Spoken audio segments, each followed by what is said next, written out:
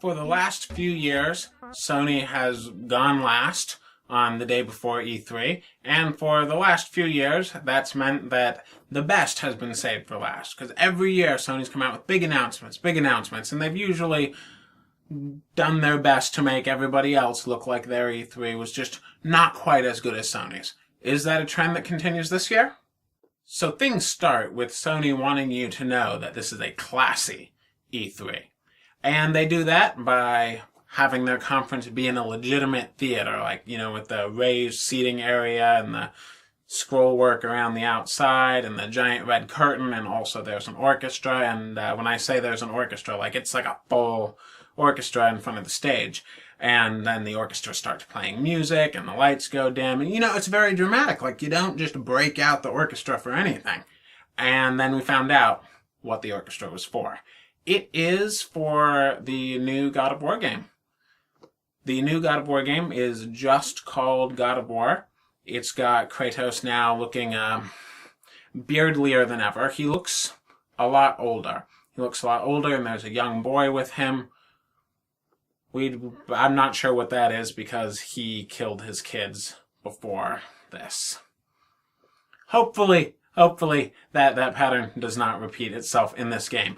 But just settings-wise, this is obviously completely different than what we've seen in the previous games. And graphically, this was a very impressive demo. And it wasn't a pre-rendered demo. It was an actual gameplay demo that somebody was obviously visibly playing on stage. They wanted you to know. There's a camera pointed at him with a picture-in-picture showing the guy playing the game.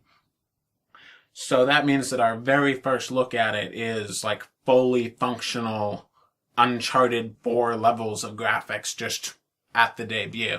And something else that's interesting is that the boy that is accompanying Kratos around through the wooded area, whenever you do certain things, little numbers pop up. It's tracking plus whatever number, things like that. So I don't know if that means there's going to be some kind of RPG elements if you guide the boy, because it looks like it's when the boy does things. So I don't know if you're some kind of mentor figure to him, and if you can change his path through the game, or if it's completely preset. I don't know, but it's certainly something that wasn't in the previous games. When the demo was over, we found out why the orchestra was playing. The guy in the orchestra is the guy that composed the music for the game, so he's playing the music that goes with the game. It makes sense. There was a trailer for a brand new game called Days Gone. It was very evocative.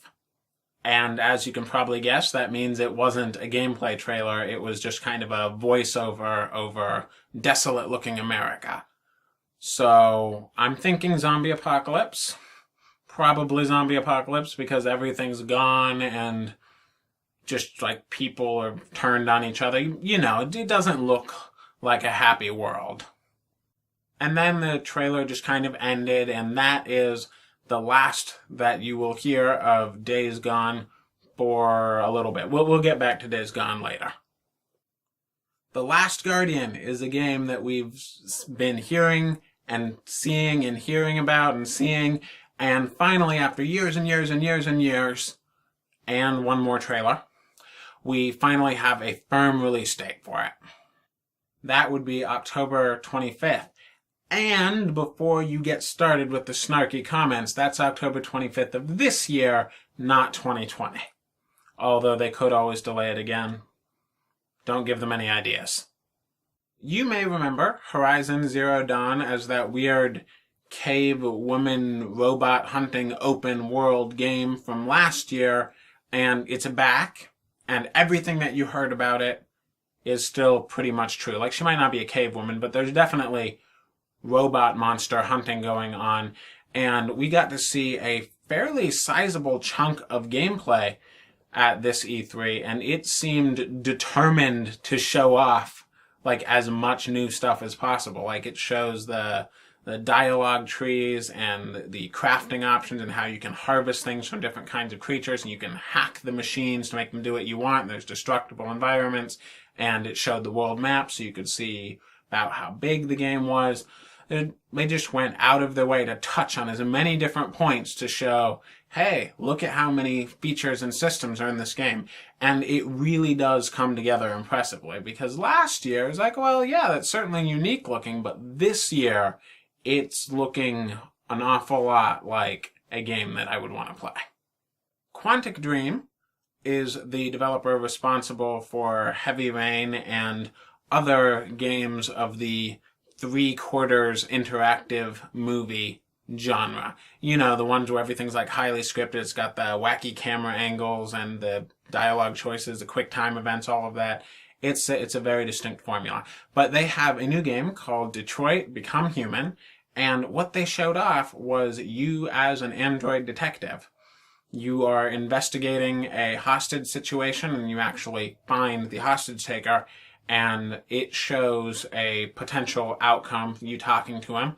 And, I mean, that would be cool and all, because it still shows off the graphics and it shows you investigating, but that's not all that it shows. It actually then rewinds time and shows how different evidence and different evidence that you as the detective find and different dialogue choices can lead to different endings. And if it was just, let the hostage go and kill the hostage, and if it was just good ending, bad ending, that would be one thing. But there's actually lots of different endings. Like, there's endings where just the hostage dies. There's endings where just the hostage taker dies. There's endings where you die. There's different combinations of who ends up okay, who ends up injured, and how you get out of it. And if that is the number of options available in just this one encounter, it makes me think that there might be quite a lot of freedom in the end game. And then again, that's exactly what they would want me to think, isn't it? After that, we were treated to a creepy, nasty house. Just a first-person view, creepy, nasty house, walking around through the creepy, nasty house. There's like mannequins and dirty dishes, just all kinds of gross stuff in the house.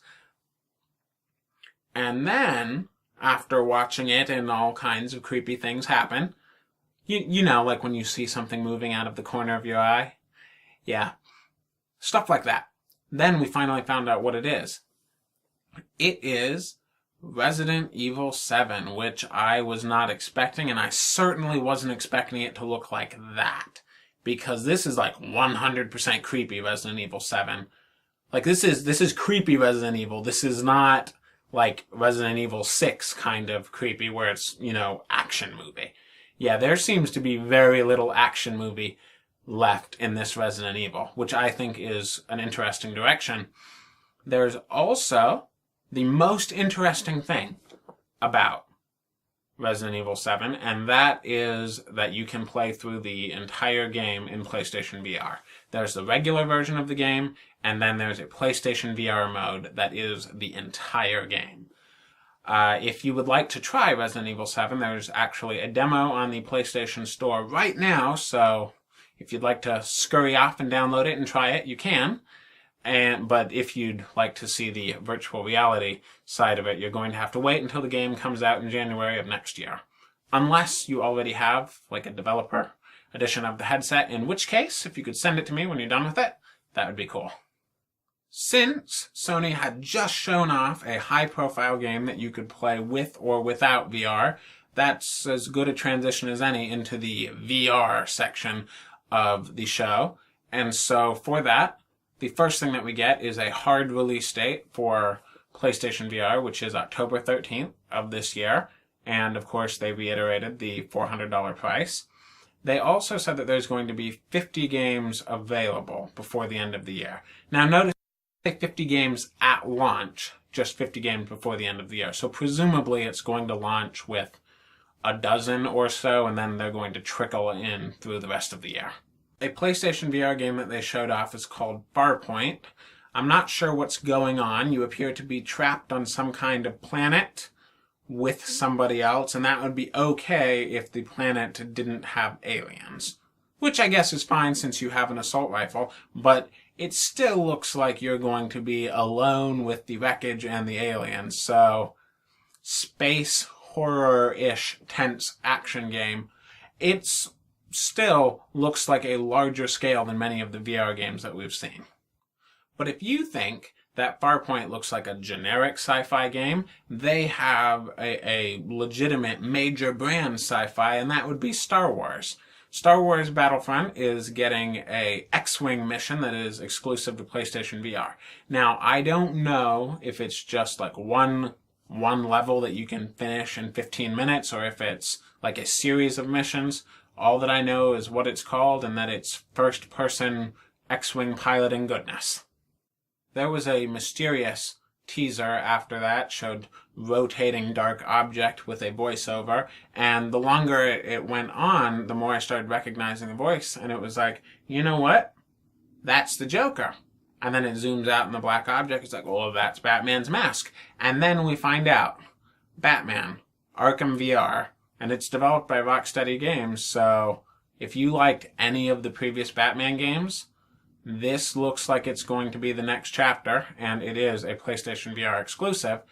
Most interestingly, it's coming out in October, so we may be looking at it as a launch game. Final Fantasy 15 is, of course, very high profile. It got a music video gameplay montage that ended by reminding us that it's coming out on September 30th.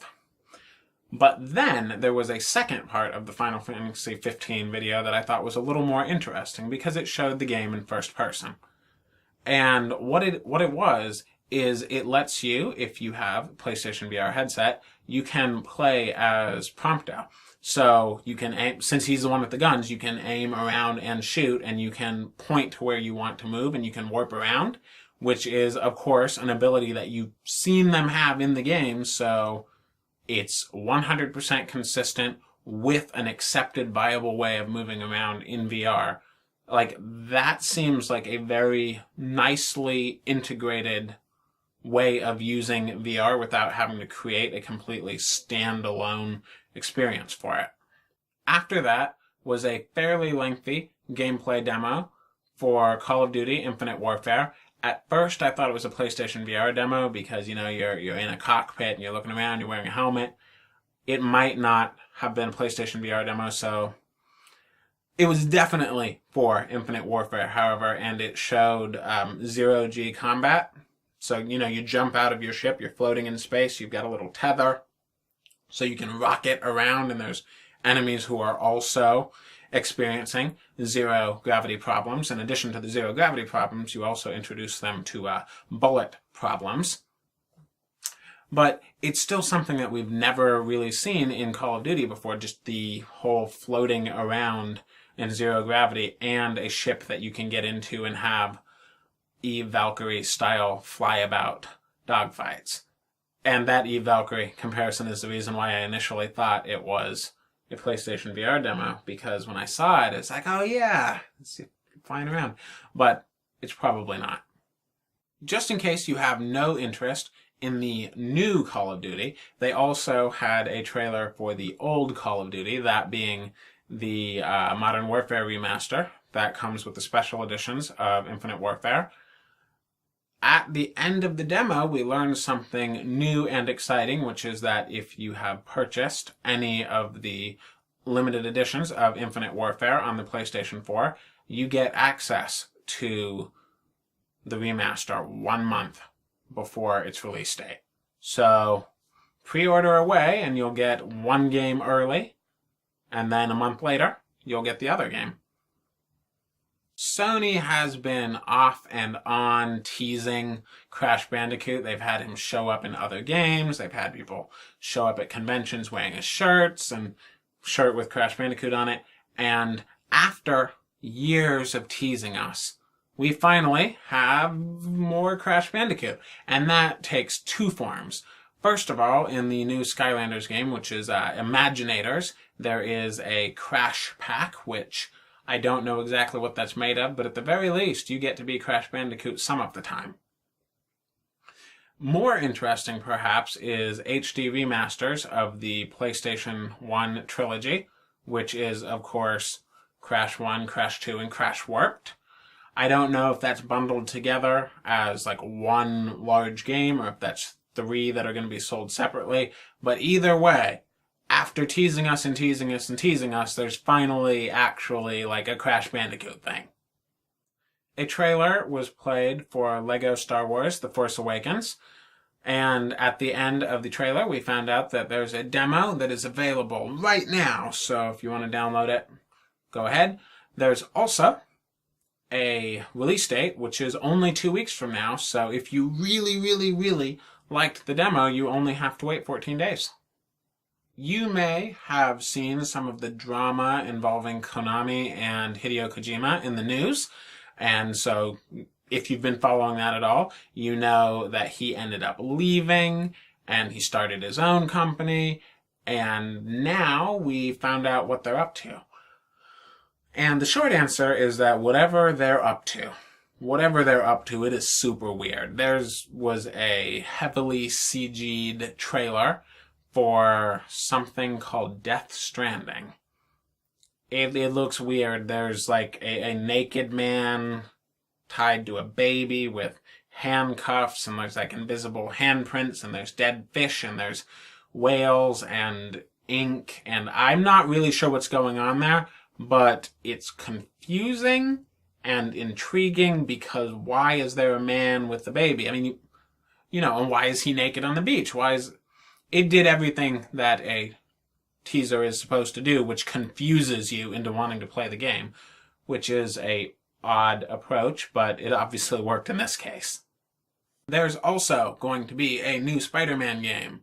Not much was shown off of it, but what they did show, it actually looks kind of like the most action-packed parts of the Spider-Man movies. Like, it is like legitimately movie levels of explosive action scripted bits. It wasn't very long, so I don't know if it was gameplay or just a rendered demo bit. It probably wasn't gameplay, or if it was, it had been massaged into demo quality, but it looks better than I was expecting.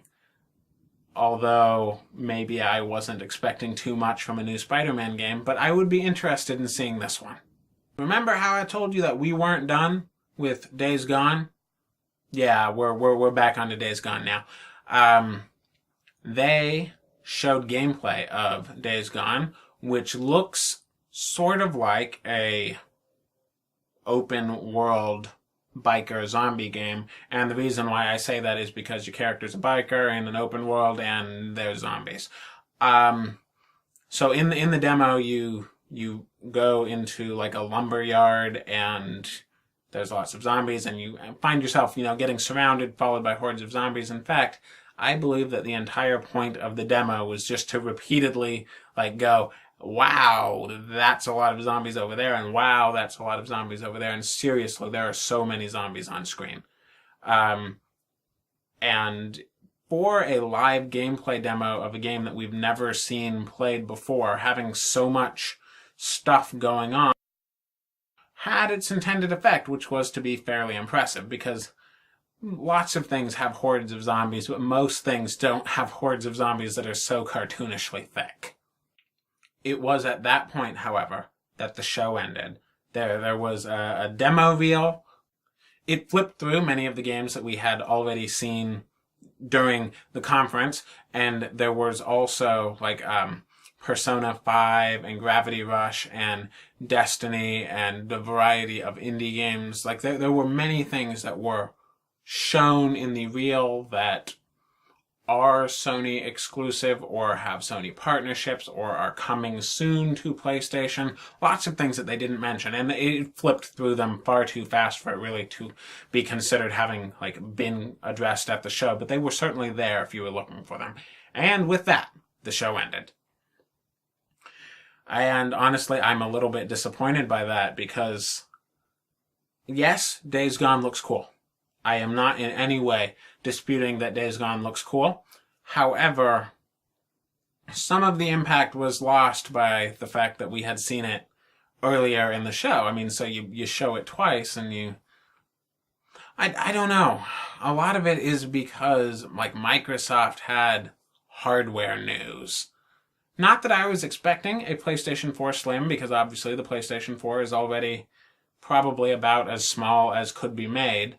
But without like a gasp-worthy, unexpected news, the ending just fell a little bit flat. Not that Days Gone is bad, but Days Gone is not a new hardware level announcement.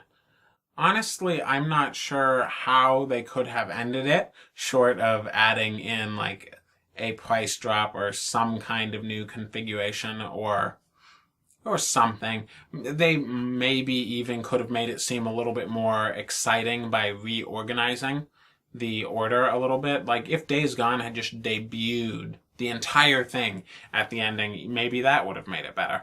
I'm not sure, but the ending left me feeling a little bit disappointed. Like, because throughout the conference, like there's hype, you know, particularly for Resident Evil 7 and Death Stranding and God of War and Detroit and Days Gone and Horizon Zero Dawn. And honestly, most of the things there, like I've got some amount of excitement for, but it just felt a little bit anticlimactic. Still, Sony had 17 games that they showed off on stage, and more if you want to count all the things that made half-second appearances in the demo reel, but we're not going to count those. And 17 is an entirely respectable showing. Well, thank you for watching my recap of Sony's E3 2016 conference. If you join me later, we will be covering the last of the conferences, and if you were to look on my channel, you will see that there are all of the other conferences, along with gameplay videos and unboxing and other things that you might like. You won't know until you try, so subscribe.